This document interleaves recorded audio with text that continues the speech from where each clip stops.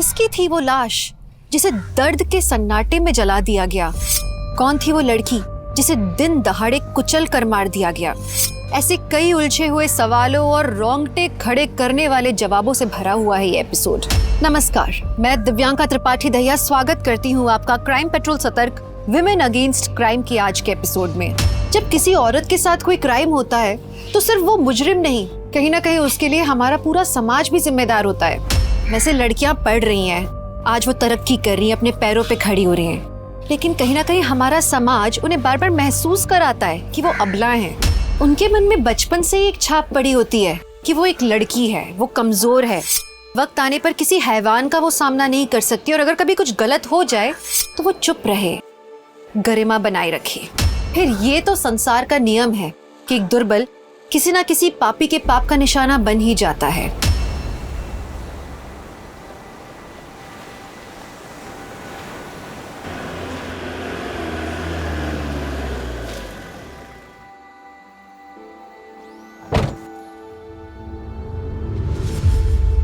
नमस्कार।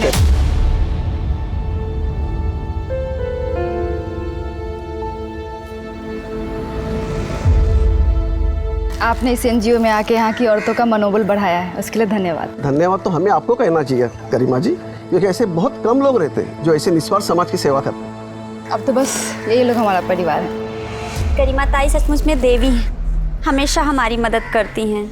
अगर गरिमा ताई नहीं होती ना तो मेरा बेवड़ा पति मुझे और मेरे बच्चे को जान से मार डालता।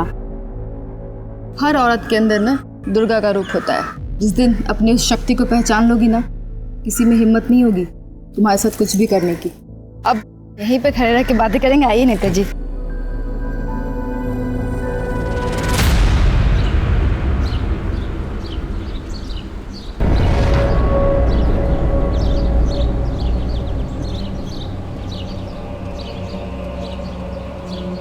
माल लोड करो। क्या करती है? ऐसे नहीं।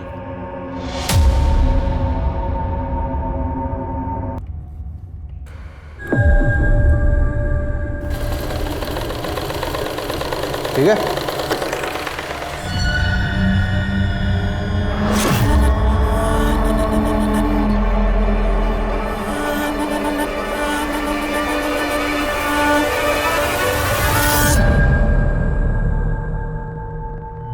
और प्रताप, उस गारमेंट फैक्ट्री के बारे में कोई अपडेट? सर, काफ़ी टाइम से नज़र बना के रखा हूँ उस गारमेंट फैक्ट्री पर, लेकिन वहाँ कुछ टेढ़ा काम होता हुआ नज़र नहीं आ रहा सर। और काम इतना सीधा होता तो तुम्हारी ज़रूरत ही नहीं पड़ती।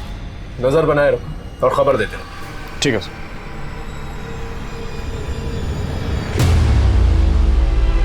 आई बहन जी, आई बैठिए बैठिए। अरे झुम्पा, कहाँ रह गई? आई चलिए, चलो चलो हल्दी लगाना शुरू करो। अच्छा काजल ताई, हमें शादी करके भूल तो नहीं जाओगी? चल जा। अरे ऐसे कैसे भूल जाएगी?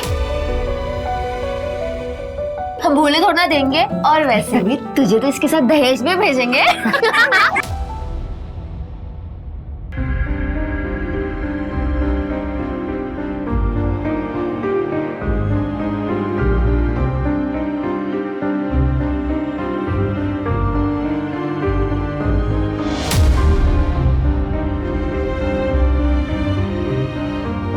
कम से कम 10,000 रुपए। इतना ज़्यादा? हमारी दोस्त को हमसे छीन रहे हो, ये तो बहुत सस्ता हुआ। अरे ठीक है, अच्छा ठीक।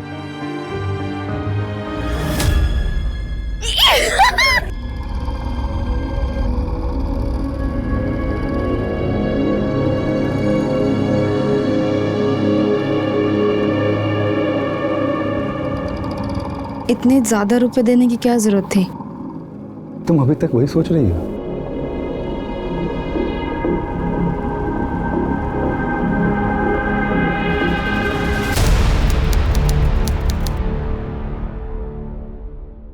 तो तुम ही बताओ ना, कैसे करूं मैं ये सब मैनेज? अरे यार, तुम्हारा ये क्या रोज का नाटक है?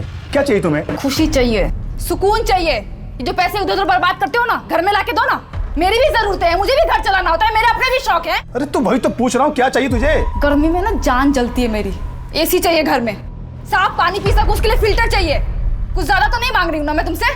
देख, मैं जितना कर सकता उतना कर रहा हूं तेरे लिए। तुझे बहुत दिक्कत है ना, जा अपने आई के घर।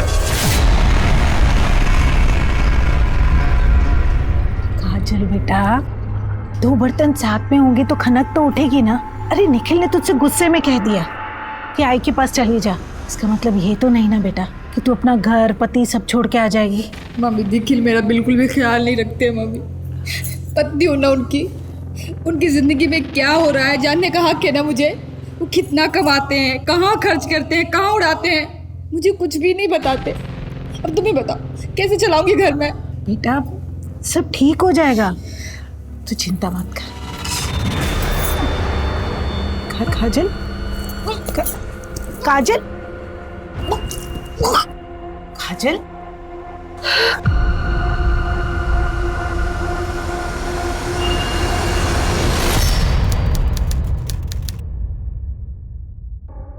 देखो जो भी हुआ है सब भूल जाओ। मैं वादा करता हूं कि अब से पैसा कहीं नहीं बर्बाद करूंगा।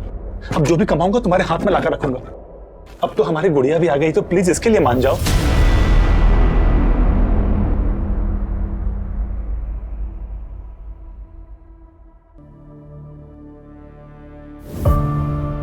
अरे कैसी है तू? बस आप ही का नाम लेती है गरिमा ताई। इतनी बड़ी हो गई है ये। गरिमा ताई, वो पैसों का कुछ बंदोबस्त हुआ क्या? मधु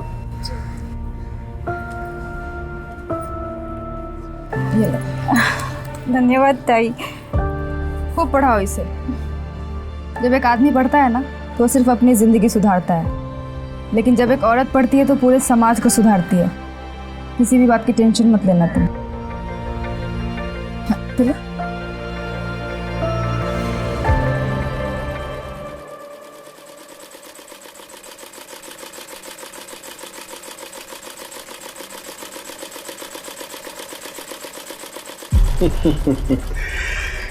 घर की पुरानी सिलाई मशीन से इस फैक्ट्री तक का सफर तय करने में 6 साल लगे हमें। इस जगह ने बहुत सारे लोगों को रोजगार दिया है। उपलब्धि है अपने आप में। आइए आगे देखते हैं, आइए।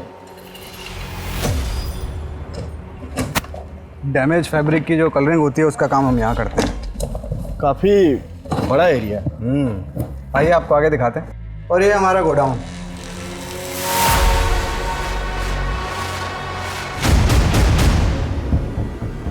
यहाँ क्या है दरअसल? ये तो बस स्टोर रूम है। देख सकते हैं क्या?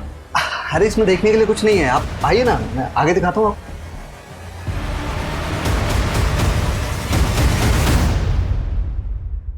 सर उस गारमेंट की फैक्ट्री से मीरा रोड के 1 नंबर पर अक्सर बात होती है। किसी टूर एंड ट्रेवल्स के ऑफिस का नंबर है सर। मीरा रोड जाके पता कर, अगर एक भी क्लू मिल गया ना तो इस गारमेंट फैक्ट्री के खैर नहीं। जी सर। मुझे कुछ समझ नहीं आ रहा, मैं क्या करूं? मुझे तुमसे मिलना है।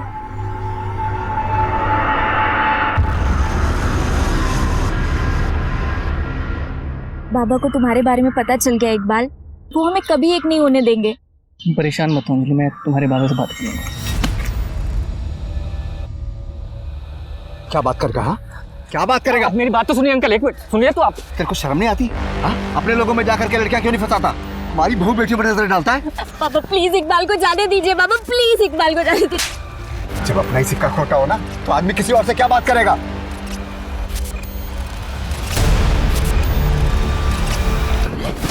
तो कान खोल करके सुन ले अंजलि, जो तू चाहती है ना वो तो मैं कभी नहीं होने दूंगा। पापा मैं इकबाल से बहुत प्यार करती हूँ, मैं उसके बिना नहीं रह पाऊंगी। अच्छा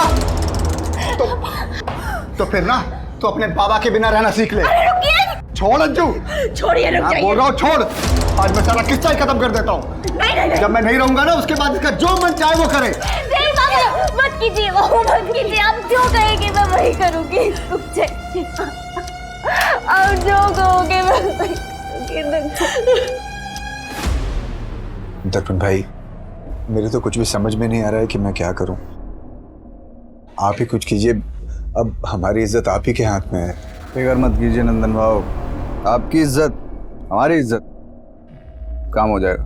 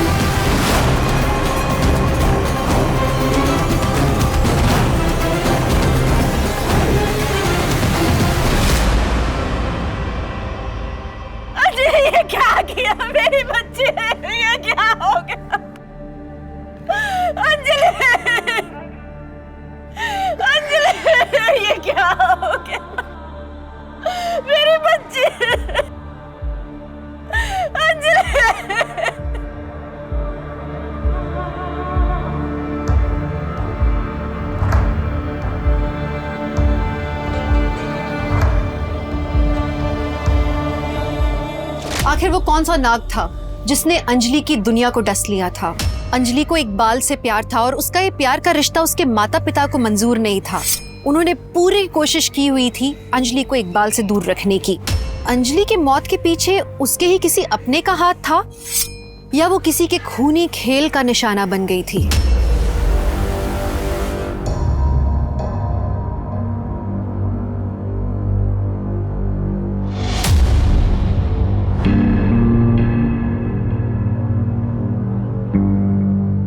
कुछ भी करो, मैं और ज्यादा बर्दाश्त नहीं कर सकती। मैं तुमसे और ज्यादा अब दूर नहीं रह सकती।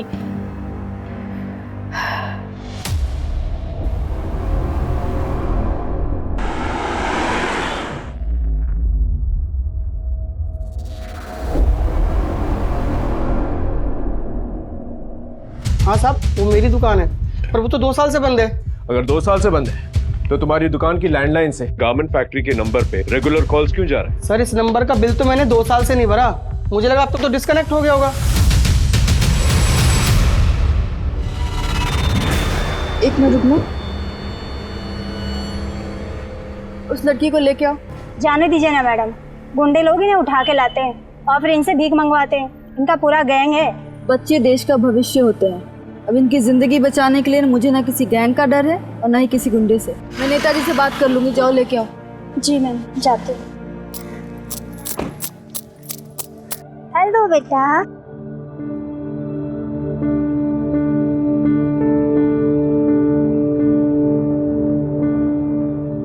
क्या नाम है तुम्हारा? श्रद्धा। अच्छा, आओ बैठो।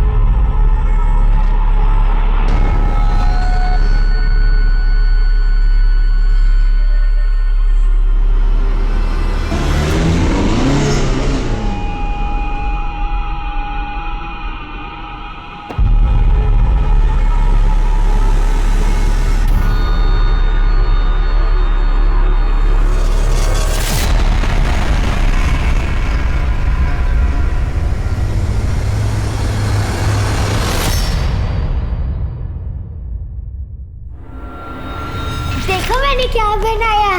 क्या बनाया?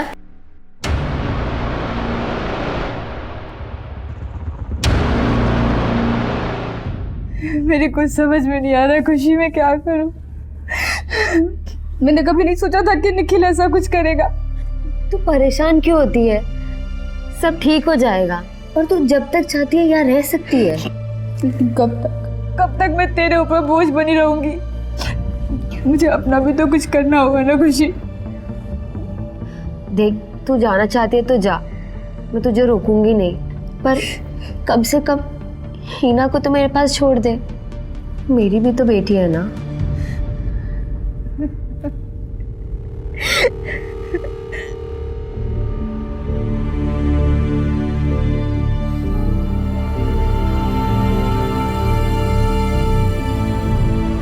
सर, मैंने मीरा रोड के टेलीफोन एक्सचेंज में जाकर उस दुकान के फ़ोन नंबर के बारे में पता किया। सर, उसके लैंडलाइन का बिल वो रेगुलर कैश में जमा कर रहा था, लेकिन वहाँ के ओनर सिंह ने तो कहा था कि उसे इस बारे में कुछ भी पता नहीं। अगर शॉप बंद थी, लैंडलाइन से फ़ोन कॉल कर रहा था, हो सकता है नकली चाबी बनवाई। इस सिंह से ज़्यादा पूछताछ नहीं की ना? नहीं सर। और लैंडलाइन भी नहीं कटवाई? नहीं सर। गुड। पता करो इस लैंडलाइन से गारमेंट फैक्ट्री के अलावा और कहाँ कहाँ कॉल्स गए। अगर चूहा बिल में छुपा है तो बिल तो खुद ही है।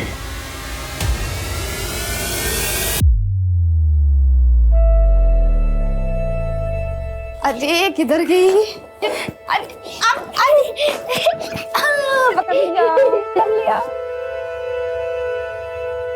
चल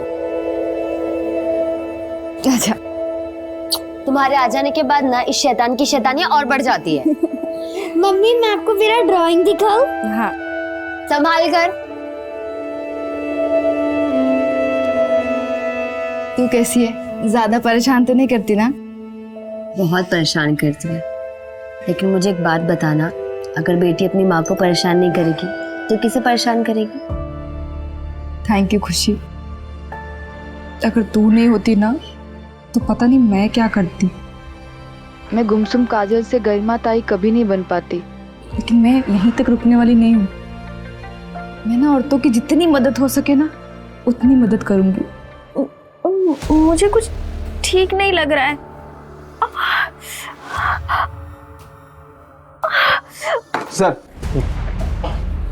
sir Singh tour and travel की लैंडलाइन से इन कुछ नंबरों पर बहुत बार कॉल आते थे, और सर पिछले हफ्ते में इस नंबर से बहुत बार बातें हुई थी। किसका नंबर है? सर कोई कौशल किशोर है, छोटी मोटी ट्रांसपोर्ट कंपनी चलाता है। इस कौशल किशोर के बारे में पता कर। जी सर। नानी मैं पास हो गई। पास नहीं हुई है, पूरी क्लास में टॉप किया है हमारी हिना ने। अरे वाह, अपनी माँ पर गई है। इसकी माँ भी पढ़ाई में बहुत अच्छी थी। अच्छा फोन रखती हूँ।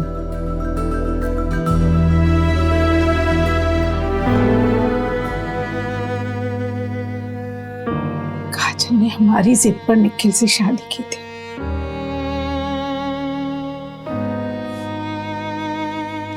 लेकिन वो निखिल तो राक्षस निकला। उसने तो झुम्पा के साथ ही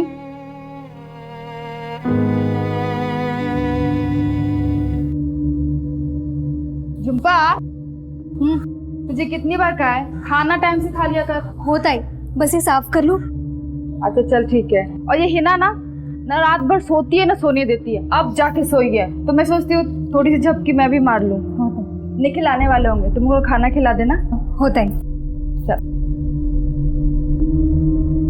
और तू भी खा ले जल्दी। होता है।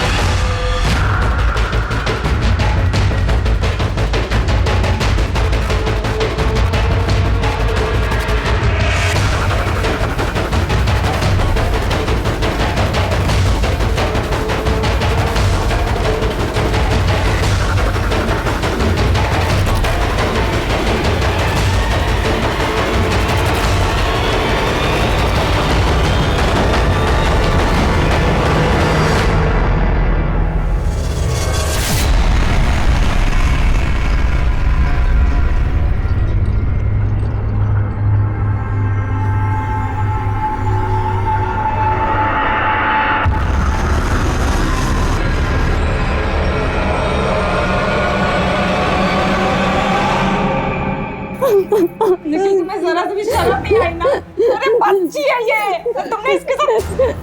अरे झूठ बोल रही है, मैंने उसको छुआ तक भी नहीं है। जितना मैं तुमको जानती हूँ ना उससे कहीं ज्यादा इसको जानती हूँ। ये मुझसे झूठ नहीं बोल सकते निखिल। तुम उसको जानो, लेकिन मैं इस चक्कर में नहीं पड़ सकता। मैंने इसके साथ कुछ नहीं किया है, बस।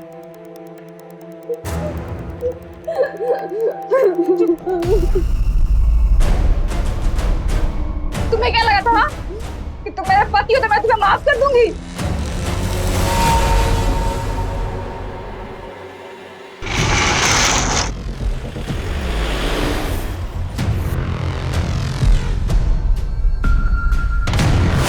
सर, ये वो यही ट्रक है। गाड़ी चेक करो। ये सर। क्या है गाड़ी में? कुछ नहीं सर। चल दिखा दिखा दिखा। उधर बॉक्स में देखो।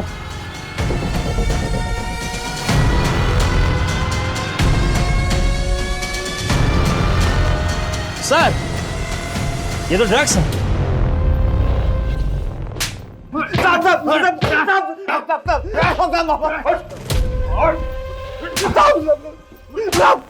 ड्रग्स की स्मगलिंग कर रहा था ना? कर रहा था कि नहीं? नहीं साहब, हमें कुछ नहीं पता, हम तो सिर्फ ड्राइवर है। कौशल ने बोला था हिमाचल सामान डिलीवर करने के लिए, हमें थोड़ी पता होगा इसमें क्या छिपा है साहब। कहाँ है कौशल? साहब यही मीरा रोड में रहता है साहब।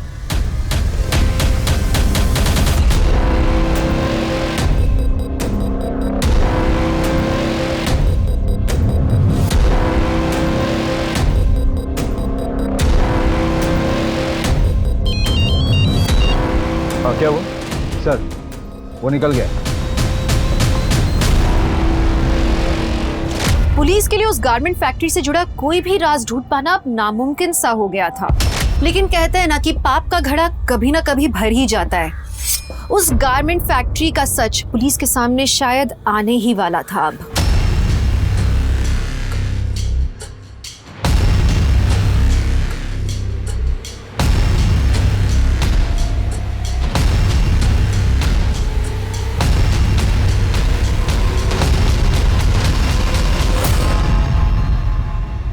सर मुझे कंप्लेन लिखवानी है।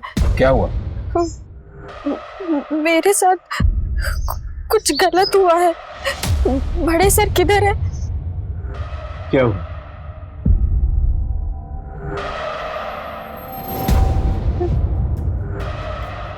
मैं प्रेग्नेंट थी, मेरा मिसकैरेज हो गया। लॉज ने आपके साथ कुछ किया? नहीं सर, मैं उस दिन उषा नगर वाले गारमेंट फैक्ट्री में गई थी।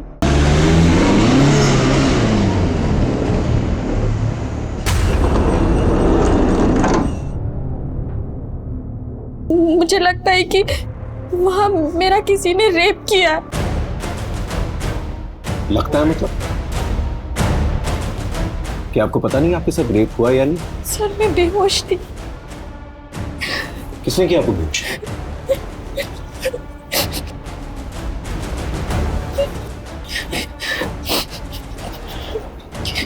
देखिए डरिए मत, जब तक आप हमें खुल के नहीं बताएंगे हम आपकी मदद नहीं कर पाएंगे।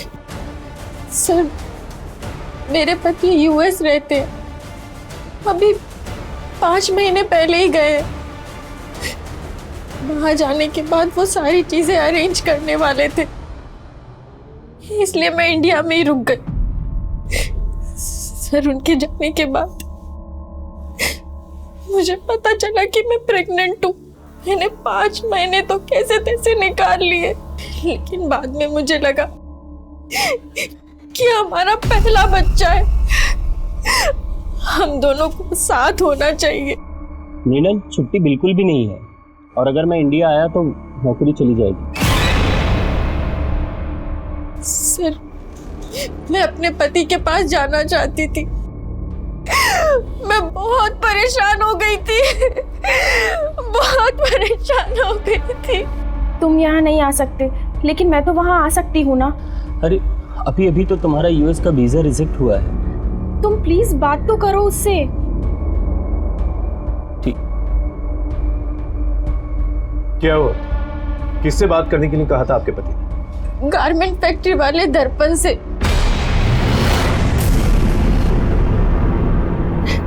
दर्पण से क्यों? वो इलीगल तरीके से लोगों को यूएस भेजता है। कबूतरबाजी से? हाँ,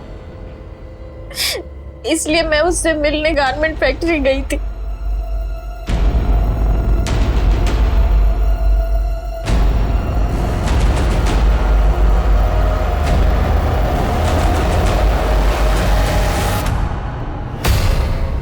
आप पक्का इस हालत में वहां जाना चाहती हैं? हाँ, मेरा जाना बहुत ज़रूरी है। मैं चाहती हूँ कि जब मेरा बच्चा इस दुनिया में आए तो मेरा पति मेरे पास हो। ठीक है फिर, ये देखिए, हम आपको पनामा के जंगल क्रॉस करवाएंगे, उसके बाद मेक्सिको पहुंचाएंगे, मेक्सिको से फिर यूएस बॉर्डर। लेकिन बॉर्डर क्रॉस करने में अच्छा खासा रिस्क होता है। हाँ, मैं समझती हूँ। देखिए, सफ़र काफ़ी मुश्किल भरा होता है। कई बार ट्रक्स के अंदर, ऑयल टैंकर्स के अंदर छुप छुपा के जाना होता है। तो हम अक्सर ऐसा करते हैं कि नींद का इंजेक्शन दे देते हैं ताकि तकलीफ बहुत कम हो। और आपकी हालत देखकर ऐसा लगता नहीं कि हमें वहाँ जाके रिस्क लेनी चाहिए। तो मैं तो कहता हूँ एक बार यहीं पैच टेस्ट कर लेते ताकि पता चल जाए कि कोई साइड इफेक्ट तो नहीं। ठीक है। ओके, तो ये आपको इंजेक्शन लगा देंगी? मुझे थोड़ा ज़रूरी काम है, मैं चलता हूँ।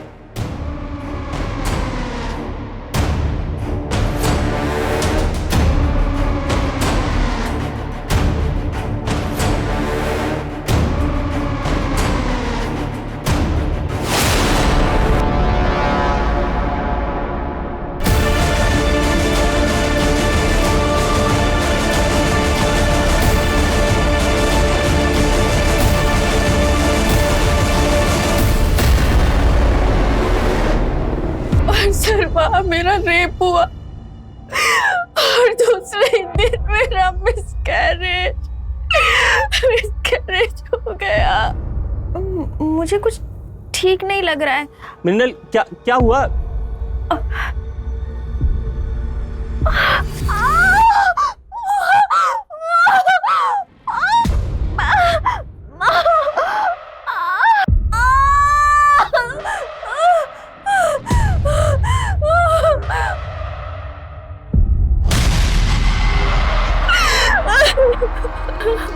तो तब क्यों नहीं आई आप हमारे पास? सर, मेरे पति लीगल तरीके से यूएस गए थे। अगर पुलिस को पता चलता तो वो उन्हें वापस बुला लेती।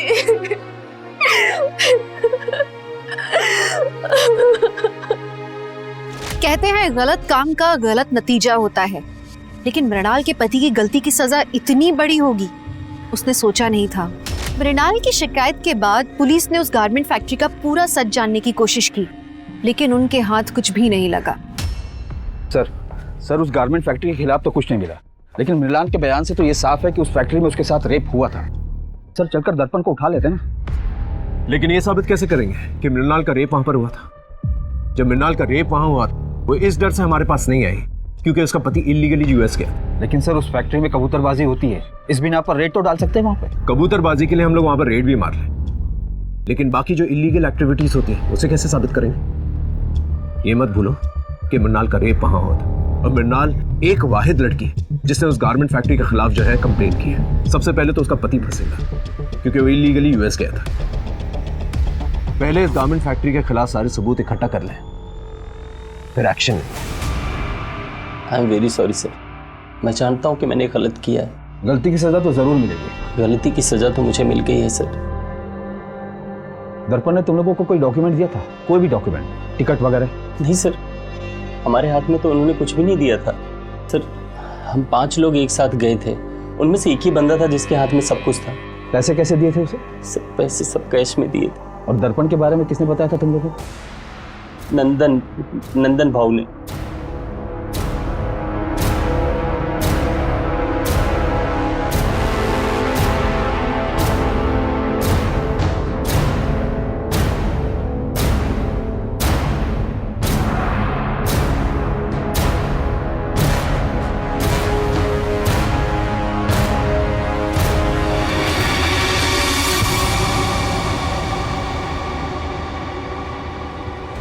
सर, अंजलि को इकबाल से प्यार हो गया था और इसीलिए हम लोग उसको उसके भाई के पास यूएस भेजना चाहते थे, पर अंजलि का वीजा नहीं हो पा रहा था और जिसके लिए मैंने दर्पण भाई से मदद भी ली थी।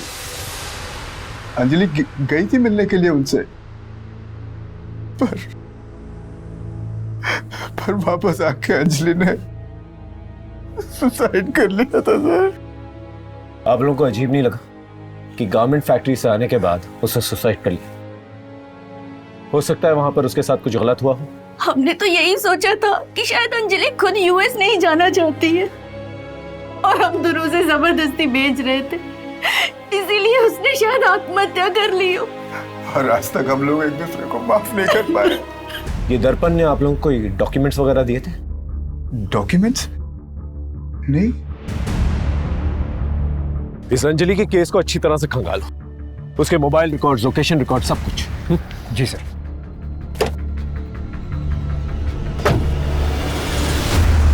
सर, अंजलि ने गारमेंट फैक्ट्री जाने से पहले इकबाल को 4 बार कॉल किया था और रात को तकरीबन 10 बजे इकबाल ने अंजलि को 12 कॉल किए थे, जिसमें से एक ही रिसीव हुआ था। और कुछ? सर इकबाल के मोबाइल लोकेशन के अकॉर्डिंग वो उस रात गारमेंट फैक्ट्री के पास ही था। उसके बाद अंजलि के घर के पास गया था। तकरीबन रात 1 बजे तक वो वहीं था। हर औरत के अंदर ना दुर्गा का रूप होता है। वहाँ मेरा किसी ने रेप किया। वहाँ कुछ टेढ़ा काम होता हुआ नजर नहीं आ रहा। फिक्र मत कीजिए नंदन भाव, आपकी इज्जत हमारी इज्जत है। रात को तकरीबन 10 बजे इकबाल ने अंजलि को 12 कॉल किए थे, जिसमें से एक ही रिसीव हुआ था। इकबाल, क्या हुआ था उस रात को? अंजलि का पीछा कर रहे थे ना तो 12 मिस कॉल दिए थे तुमने। सच सच बोलना। सर मैं अंजलि से बहुत प्यार करता था सर। उस दिन अंजलि का कॉल आया था मेरे पास। मैं तुम्हारे बिना नहीं रह सकती, मैं यूएस नहीं जाना चाहती, प्लीज कुछ करो। अंजलि तेरे घर वाले हम एक साथ नहीं रहने देंगे, चल भाग चलते हैं। ठीक है। अंजलि अपना सब कुछ छोड़कर मेरे साथ चलने के लिए तैयार थी। सर हमने प्लान किया था कि वो फैक्ट्री से सर सीधा मेरे पास आएगी। सर मैंने टिकट्स बुक कर लिए थे दिल्ली की तरफ, सब रेडी था। सर मैं गारमेंट फैक्ट्री के बाहर उसका वेट करता रहा सर, वो आई नहीं सर। उसके बाद मैंने इतने सारे उसे कॉल्स भी किए थे सर। लेकिन उसने तुम्हारा एक ही कॉल रिसीव किया। क्या कहा था उसने? हेलो। अरे अंजलि कहाँ हो तुम? लेट हो रहे, ट्रेन का टाइम हो रहा है। इकबाल मैं तुम्हारे लायक नहीं रही। मैं तुम्हारे लायक नहीं रही। अंजलि हुआ क्या? अंजलि ने इकबाल से कहा था कि अब वो उसके लायक नहीं। इसका मतलब गारमेंट फैक्ट्री में उसके साथ कुछ ना कुछ गलत जरूर हुआ था। नहीं, दर्पण भाई ऐसा कुछ गलत कैसे कर सकते हैं? कर भी सकते हैं। इनफैक्ट एक लड़की आई है हमारे पास रेप कंप्लेंट लेके, और 5 केसेस हैं हमारे पास जिनका लिंक कहीं ना कहीं उस गारमेंट फैक्ट्री से है। आप लोग सिर्फ कंप्लेन कीजिए, अगर उसने किया है नहीं किया है हम उससे गुलवा लेंगे।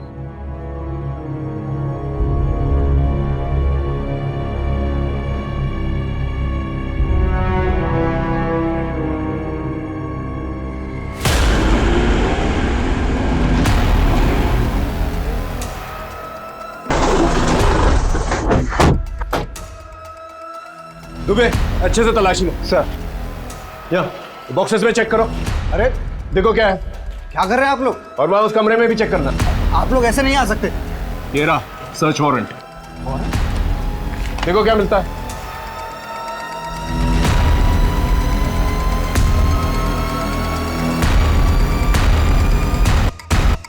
सर सर यहाँ कबूतरबाजी से रिलेटेड कुछ भी नहीं मिला। सर हाँ ये मिला।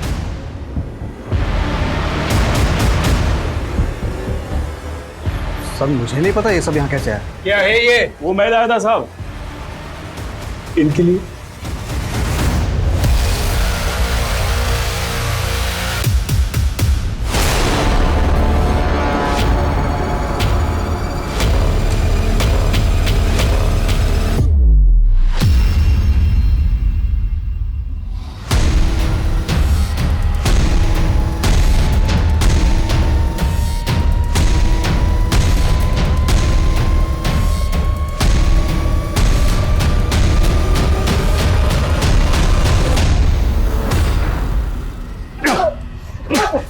ड्रग्स की स्मगलिंग करता है? हाँ क्या मैं तो बस ट्रक भाड़े पर देता था, कौन उसमें क्या ले जाता मुझे नहीं पता।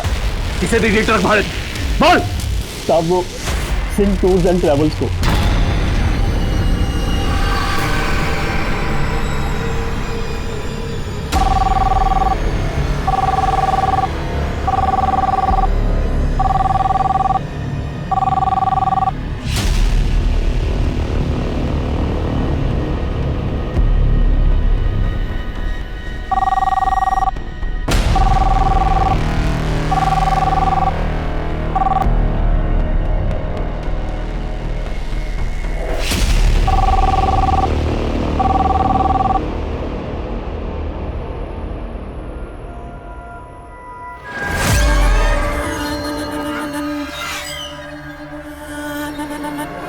हेलो।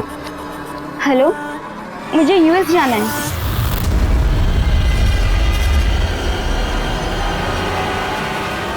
मैं यूएस में जॉब के लिए जाना चाहती हूँ, लेकिन मेरा वीज़ा नहीं हो पा रहा है क्योंकि मेरे सर्टिफिकेट में थोड़ा प्रॉब्लम है।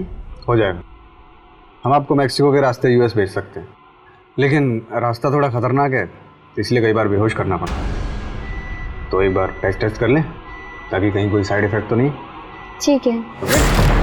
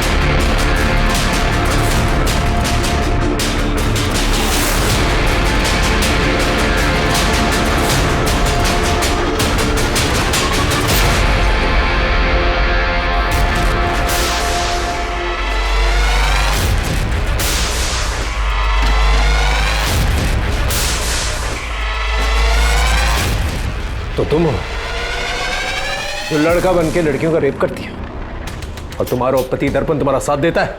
लेके जा सर। तुम्हारे उस शंकर की मदद से सिंह टूर्स और ट्रैवल्स का लैंडलाइन एक्टिवेटेड रखते थे और जितने भी इलीगल काम है जैसे कबूतरबाजी और स्मगलिंग वो किया करते थे। 2 साल से वो दुकान बंद थी।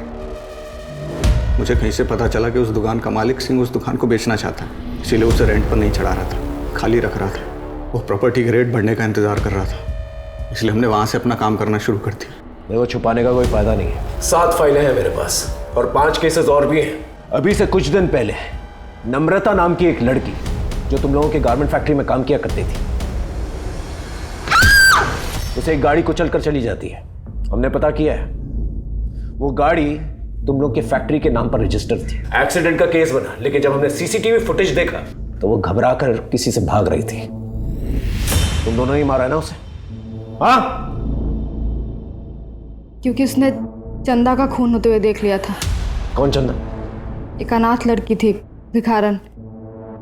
मैंने उसे अपने एनजीओ में रखा था। बहुत खूबसूरत थी वो।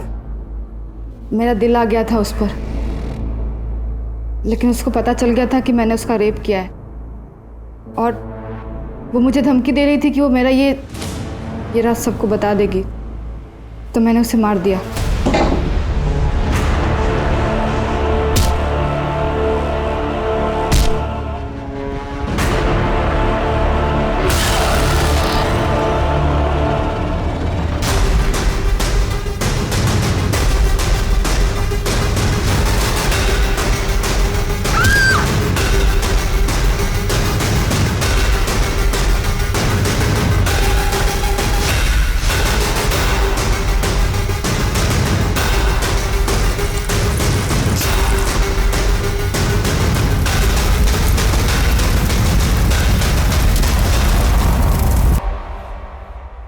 और तुम्हारी वो जो पार्टनर है ना, उससे मिल के आए हम लोग।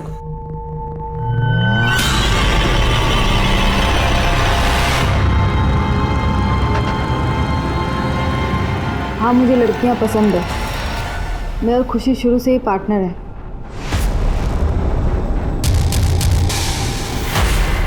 समाज को दिखाने के लिए तुम दोनों ने शादी की? हाँ, मेरे और खुशी के बीच में डील हुई थी कि शादी के बाद हम दोनों अपने अपने पति के साथ रहेंगे, लेकिन हमारा रिश्ता कायम रखेंगे। और तुम्हारा पहला पति निखिल? मैं उससे खुश नहीं थी। उसके बूढ़े माँ बाप गाँव में रहते थे, अपनी कमाई का आधा हिस्सा वो उनको भेजता था। और वैसे भी शुरू से मुझे झुम्पा पसंद थी।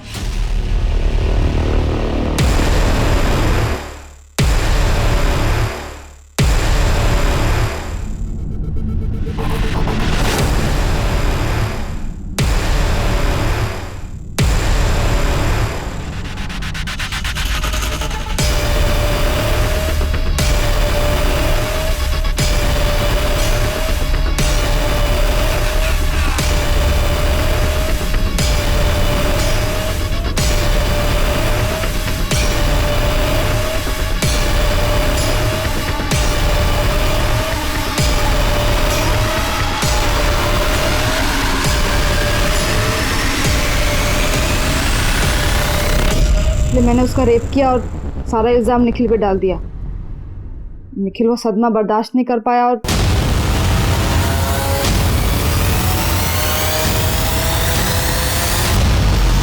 इसलिए उसने अपनी जान ली और फिर तुमने दर्पण से शादी कर। क्योंकि दर्पण मुझे समझता है, अंडरस्टैंडिंग है हमारी। ये जानता है कि मुझे लड़कियां पसंद है, मेरी हर खुशी का ख्याल रखता है ये। उसके बाद अपने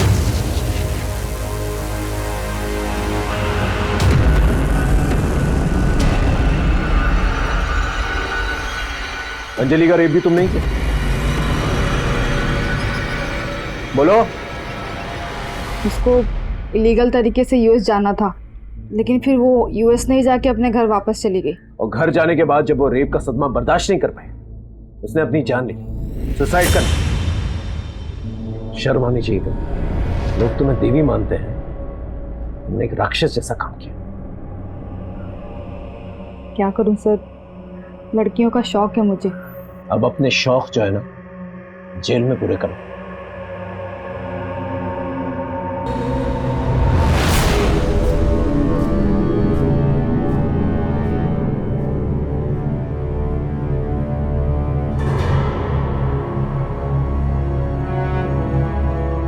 गरिमा का पर्दाफाश होते ही और भी लड़कियां सामने आईं।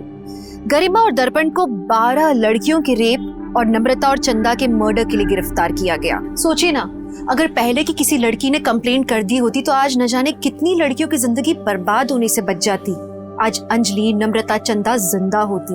हमारा समाज कुछ भी गलत होने पर औरतों को ये क्यों सिखाता है कि अपने पर संयम रखो, कुछ मत बोलो, चुप रहो। ये सीख सबसे गलत है। अगर आपके साथ कुछ गलत होता है तो अपने मुंह पर ताला मत लगाइए, बोलिए, क्योंकि एक के चुप रह जाने पर अपराधी का मनोबल बढ़ता है और वो एक के बाद एक अपराध करता जाता है। कहते हैं यहाँ हर चेहरे पर एक नकाब चढ़ा है। जो चेहरा बहुत मासूम सा लगता है, हो सकता है उसके पीछे एक बहुत ही शैतानी दिमाग छुपा है। कब, कहां और कैसे किसी को अपराध अपनी गिरफ्त में ले ले, कोई कह नहीं सकता। अगर हम एक बार भी गलत रास्ते पर चलने का निर्णय लेते हैं तो उसके बाद सब कुछ तय है कि गलत ही होता जाता है। इसलिए जरूरी है कि हमेशा हम कानून के दायरे में रह के सब काम करें, क्योंकि कानून का दायरा एक ऐसी लक्ष्मण रेखा है जिसे लांघने पर बदनसीबी का शिकंजा जिंदगी के गले पर कसता जाता है। तो चलिए, मैं दिव्यांका त्रिपाठी दहिया लेती हूँ आपसे विदा। फिर मिलूंगी एक नए केस के साथ। तब तक देखते रहिए क्राइम पेट्रोल, सतर्क, विमेन अगेंस्ट क्राइम। एक औरत परिवार, अब हर औरत का भार। जय हिंद।